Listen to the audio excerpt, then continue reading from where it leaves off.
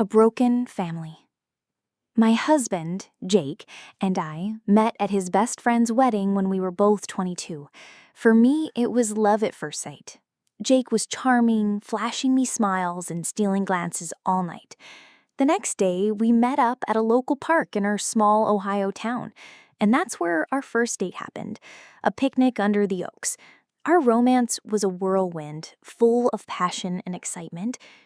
Jake was everything I had ever dreamed of. Smart, kind, handsome, caring, strong, and fair.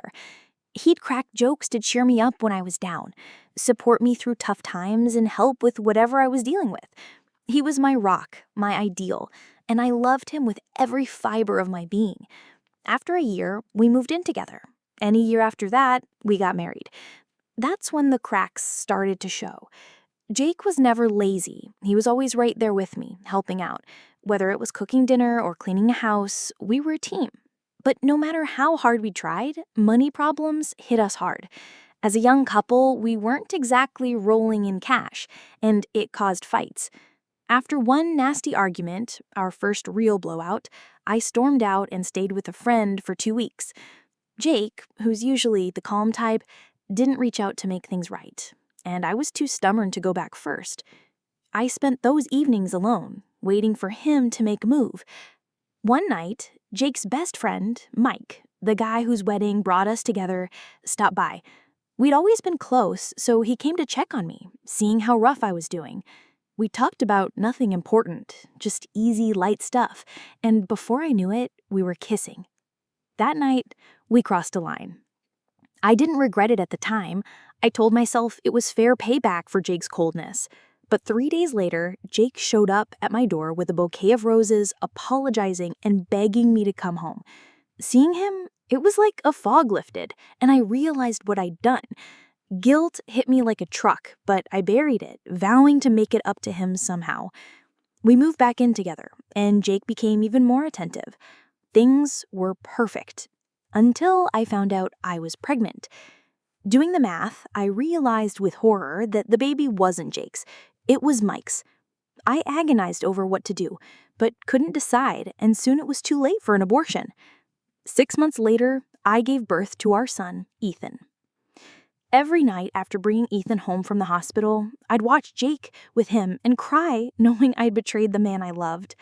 Jake was over the moon during my pregnancy, telling everyone his wife was giving him a son. The way he looked at Ethan in the hospital, tears in his eyes, calling him my little man, my pride and joy, it broke me. How could I tell him the truth? I decided I'd come clean when Ethan was older, but I never did. I kept lying. 14 years passed. Life was good, and I'd almost forgotten my betrayal. After all, a father isn't the one who makes a child, it's the one who raises him. But secrets don't stay buried. During a move, Jake found old letters I'd written to Mike but never sent. That night, I came home to find him standing by the window in the dark, holding those letters. His eyes were empty, lifeless. I broke down, begging for forgiveness, trying to explain, but he said nothing. I knew I was a monster, ready to face any punishment. But Jake, he just sat on the couch and sobbed. Seeing him like that shattered me. I had a full-blown meltdown, crying hysterically while he stared into space, tears streaming down his face. Then he got up, walked out, and didn't say a word. I kept crying, knowing I'd ruined his life. We're both 38 now. Ethan's our only kid. We tried for another, but my health issues made it impossible. Jake spent his life raising a boy he thought was his, calling him his pride, his everything, and now he knew it was all a lie. That night, I wanted to die.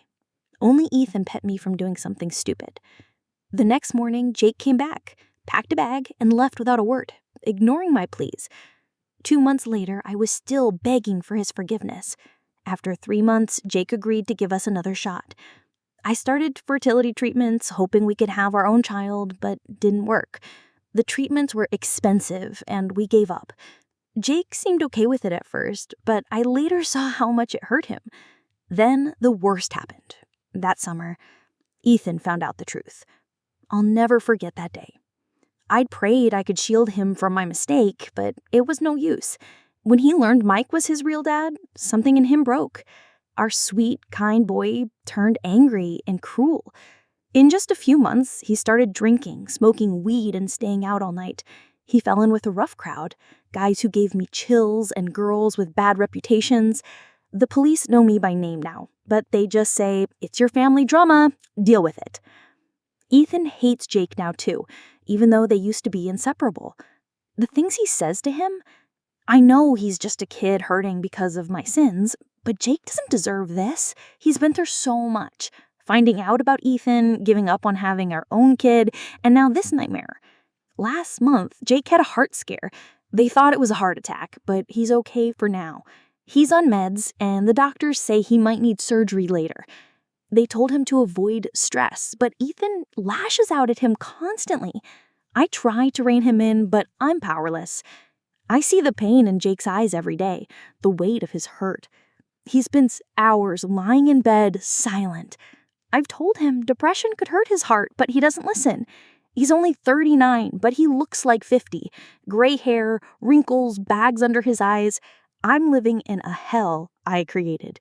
Every day I curse myself for my betrayal and pray for peace in our family. But I don't believe in it anymore. Not in God. Not in a happy ending. One mistake destroyed 6 lives, and it's all on me. Mike's life fell apart too. He and his wife, Sarah, divorced. She took everything in the settlement, leaving him with nothing. Sarah spiraled, partying, drinking, hooking up with new guys every week. She never recovered from Mike's betrayal, or mine. We were like sisters once. I'd tried talking to her, but she'd scream, curse, and try to fight me. She was always fragile, and I broke her. Their daughters are 13 and 6. Live with Sarah's mom in a cramped apartment to avoid their mom's chaos. I haven't heard from Mike in 6 months, not since their divorce. It's Christmas Day now. Everyone's talking about joy and family, but not me. Jake's at his parents' place in another state. I don't know where Ethan is. He's not answering his phone. My friends ditched me when the truth came out, like we're toxic. I'm sitting at the kitchen table with a bottle of wine, staring at the Christmas tree, crying. Last Christmas, we were so happy, laughing, opening presents, together. What a difference a year makes. What's the point of going on? Will there be happiness for me next Christmas? Don't answer. I already know.